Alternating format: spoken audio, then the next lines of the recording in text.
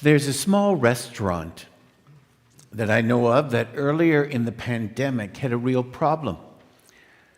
They were reduced in their capacity to socially distance the tables to meet requirements of government. People would make reservations on Friday and Saturday nights, which were the busiest times. They would hold these reserved tables for them. Then each night a certain number would never show up. They didn't even call to cancel the reservations so new ones could be taken. It was hard enough to have a restaurant succeed. Hard enough in normal times, but even more so in the socially distanced capacity reduced. The owners eventually had to take people's credit card information and tell them that if they made a reservation and they did not show up, there would be a certain charge involved. It was restaurant ghosting. Do you know that term, ghosting? Here's a definition. Ghosting is when someone who used to be friendly or even romantic with you suddenly cuts off all communication without an explanation. Well, most people think of ghosting in a digital context, meaning a friend or dating partner stops responding to texts, emails, or calls. It can happen in all areas of social interaction, including restaurant reservations. Jesus, in the parable that Suzanne read, talks about 3 servants.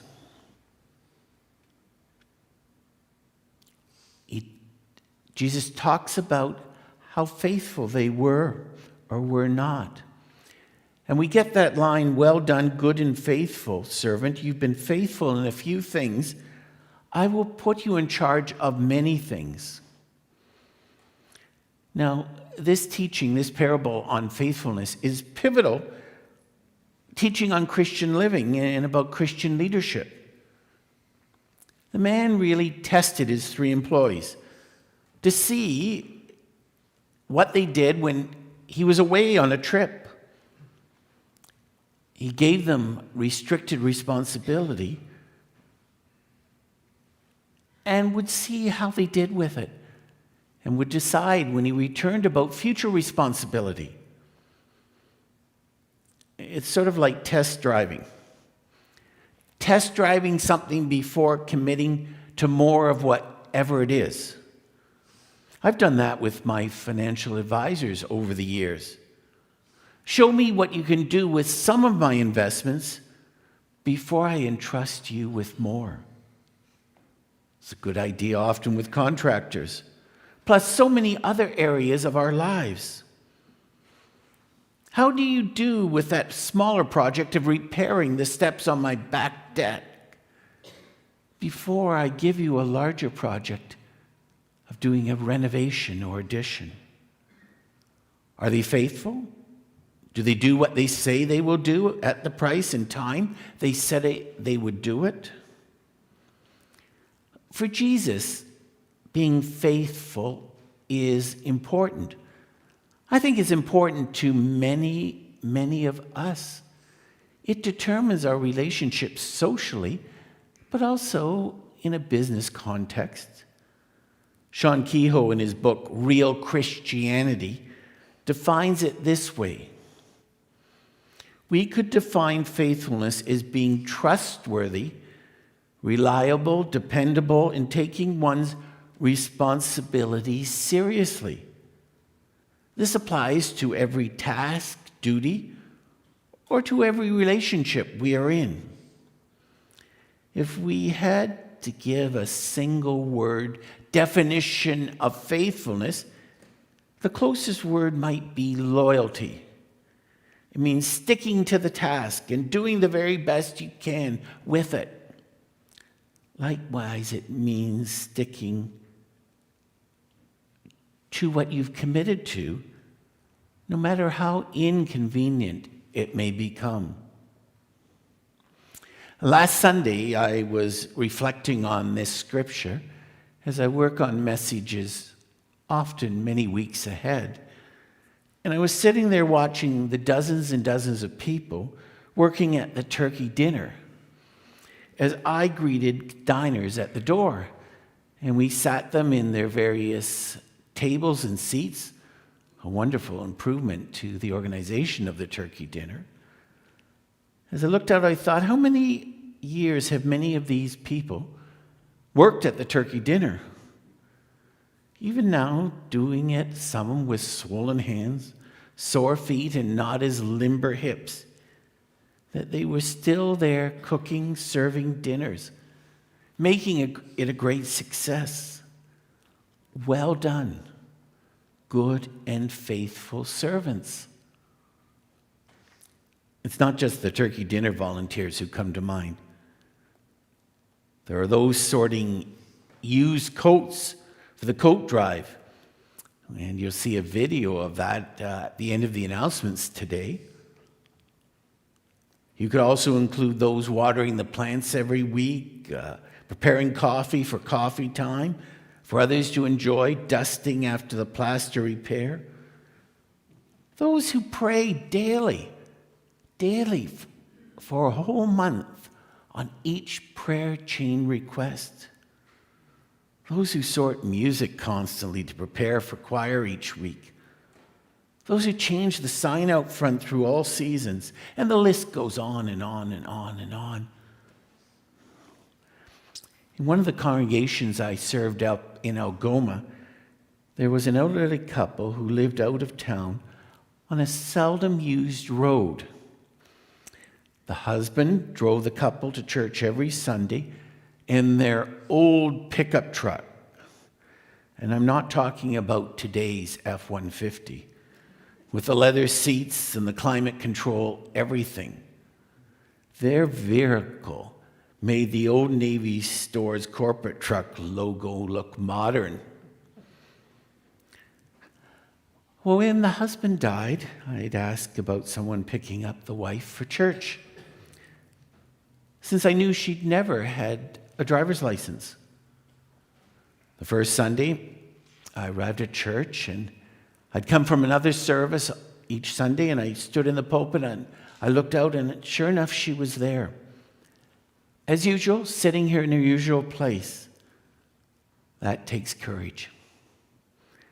Then I found out how she traveled the 4 kilometers to church. They had an old John Deere garden tractor for the grass and yard work, and she drove it into town 4 kilometers to get to church. Well, that continued even in January. She would put a plastic protection over top, but there was no heating. It would wrap around her to keep the snow or rain off, but no heat, and she would drive into town.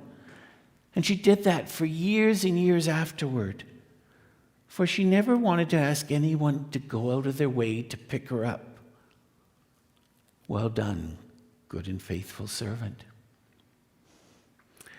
I think of people right here at Walton who may not arrive in their garden tractors.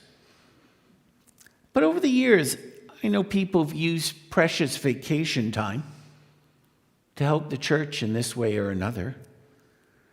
They've used their lunch hours. They did so maybe to serve at Vacation Bible School, repair this or that around the church, work on the photo directory, give leadership in youth activities, work on the auction, and attend important meeting, help someone out in the congregation, and so on. Now, if I haven't captured your faithfulness, it's not that I'm being selective, it's just so much of it. There's so much faithfulness, and it's inspiring. Melissa McLaughlin says in writing about faithfulness, furthermore, God was not commending the servants for being spectacular, extraordinary, or amazing in this parable. Those words you don't find in that parable. But you simply see the word faithful. Often the most faithful in life are not the stars. In fact, the most faithful often tend to avoid the spotlight. They do not crave the center stage. They want to serve. They want to make a difference. Thank you to so many people who do this around here. Melissa McLaughlin continues, God did not say, well done, good and creative servant, or well done, good and famous servant, or well done, good and effective servant, or well done, good and gifted and talented servant, or well done, good and successful, strong servant, or well done, good and popular and powerful and wise or wonderful servant. God said, well done, good and faithful servant. Showing up in life is half of life, isn't it? There's truth in the old statement. As the expression goes, no matter how you feel, get up, dress up, and show up. Christians are not called to be prima donnas. It's not about me, me, me. It's like what Gary Coombs says. First, learn to do the little things. Then perhaps God will promote you to greater responsibility. If you're unfaithful in a little, you'll be unfaithful in a lot. The Lord is not looking for successful stewards. He's looking for faithful ones. Stop saying, if only I had more, I would serve him more. Be faithful with what you have. Greta Swan summed it up in her 2003 poem. I'm nothing special. I'm what God has made. The talents I have are not always displayed. I'm not a horn blower. I'm not one to shout. But I work for the Lord as I travel about. I don't wear a halo, yet I'm promised a crown. Because I'm faithful, I'm on holy ground. I can't play piano, I really can't sing, but I count it a privilege to be serving my King. I'm glad to make meals for those who are ill, or visit the lonely, empty moments to fill. I don't own a mansion. I don't have much wealth, but God has been gracious by granting me health. I promise to serve him as long as I live, to share of the blessings he is willing to give. I give myself freely to serve and to praise. I'll walk in his footsteps till the end of my days. Well done, good and faithful servant.